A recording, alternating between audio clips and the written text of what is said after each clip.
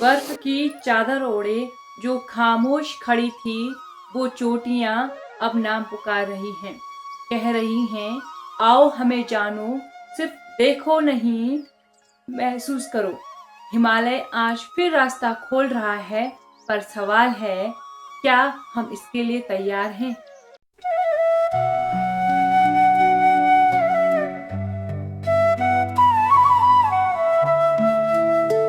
नमस्कार दोस्तों, मैं हूँ रीना नेगी और आप देख रहे हैं आपका अपना चैनल रीना नेगी पहाड़न। दोस्तों, आज का वीडियो सिर्फ एक सरकारी घोषणा नहीं, ये फैसला तय करेगा कि आने वाले 10 से 20 साल में उत्तराखंड के गांव बसेंगे या खाली होंगे, क्योंकि राज्य सरकार ने 83 हिमालय चोटियों को पर्वतारोहण और साहसिक पर्यटन के लिए खोलने का बड़ा ऐलान किया है। कुछ चोटियों पर फीस कम, कुछ पर परमिट आसान और कुछ इलाकों में पहली बार आम लोगों को प्रवेश मिलेगा। लेकिन क्या इससे रोजगार आएगा? क्या पलायन रुकेगा या फिर हिमालय पर एक नया खतरा खड़ा होगा? वीडियो के अंत तक जरूर बने रहें, क्योंकि आखिरी में मैं एक ऐसा सवाल पूछने वाली हूँ जो शायद सरकार ने भी अभी तक नहीं सोचा। सबसे पहले बात करेंगे 83 हिमालयी चोटियों खोलने का मतलब क्या है। तो आपको बता दूं कि 83 चोटियां खोलने का मतलब ये नहीं कि कोई भी बैग उठाकर सीधे चढ़ जाएगा। इसका मतलब है कि अब सरकार इन चोटियों को आधिकारिक रूप से अनुमति दे रही है, जैसे पर्वतारोहण अभियान, साहसिक पर्यटन, अधिक ऊंचाई पर फोटोग्राफी और साइंटिफिक रिसर्च के लिए। पहले क्या होता था, कई विदेशी पर्वतारोही कागजी प्रक्रिया और परमिट की परेशानी से बचने के लिए नेपाल चले जाते थे। लेकिन अब सरकार कह रही है, दुनिया को हिमालय दिखाना है, लेकिन उत्तराखंड के रास्ते। अब सवाल है, कौन कौन सी 83 हिमालय चोटियां खुली हैं? दोस्तों, ये चोटियां पूरे राज्य में फैली हुई हैं, जैसे पिथौरागढ़ और धारचूला क्षेत्र में आदि कैलाश, ओम पर्वत, पंचाचूली की चोटी और राजरंभा चोटी। ये वो इलाके हैं जहां पहले सेना और परमिट की वजह से आम लोगों की पहुंच सीमित थी। अब सोचिए, अगर यहाँ विदेशी ट्रैकर आएंगे तो सबसे पहले फायदा किसे होगा? गांव के होम स्टे को, घोड़ा खच्चर वालों को या स्थानीय गाइड को? चमोली और नंदा देवी जीवमंडल क्षेत्र में नंदा घूटी, त्रिशूल चोटी, दुनागरी चोटी और कलंका चोटी, ये वो क्षेत्र हैं जहां दुनिया के सबसे कठिन खोज यात्रा होते हैं। लेकिन अब यहाँ नियंत्रित पर्यटन की योजना बनाई जा रही है। उत्तरकाशी में गंगोत्री क्षेत्र में शिवलिंग peak, Bhagirathi peak, Meru peak और जोइंग पीक, ये चोटियां दुनिया के साहसिक पर्वतारोही का सपना माना जाती है।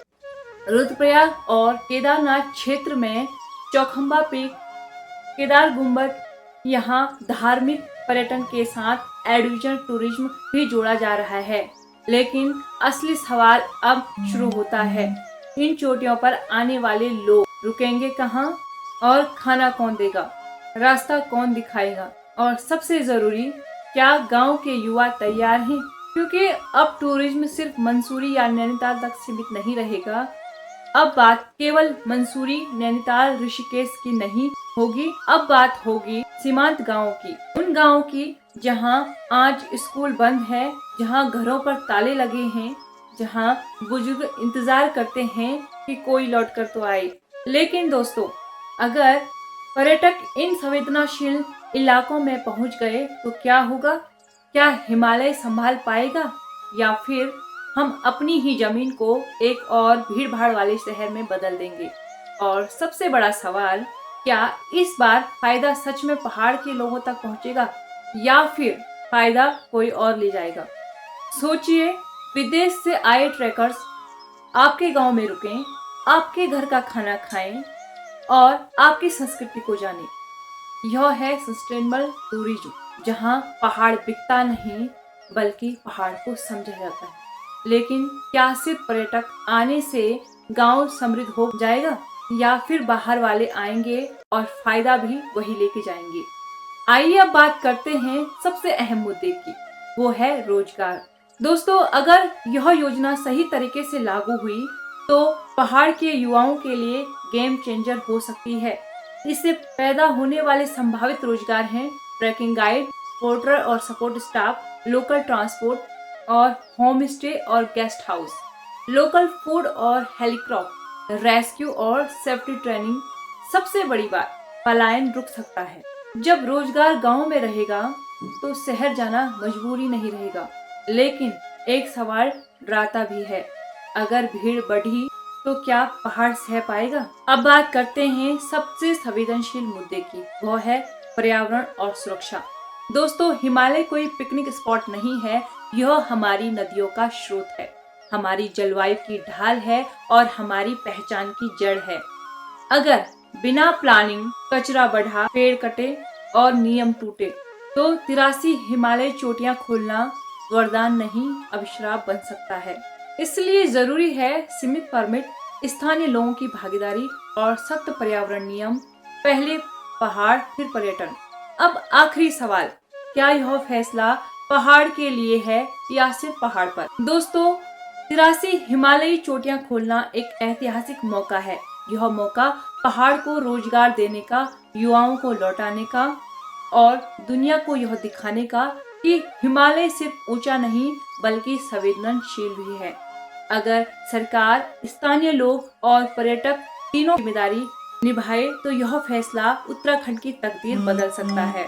तो दोस्तों, अगर आपको यह वीडियो सोचने पर मजबूर कर दे तो प्लीज वीडियो को लाइक जरूर करें, लाइक के साथ वीडियो को हाइप करें और अगर आप चैनल पे नए हैं तो चैनल को सब्सक्राइब जरूर करें और कमेंट बॉक्स में जरूर बताएं, क्या 83 चोटियां खोलना सही फैसला है या हमें अब भी और सावधान होना चाहिए। मिलते हैं आपको अगली वीडियो में एक नए मुद्दे के साथ। तब तक के लिए नमस्कार। जय पहाड़, जय उत्तराखंड।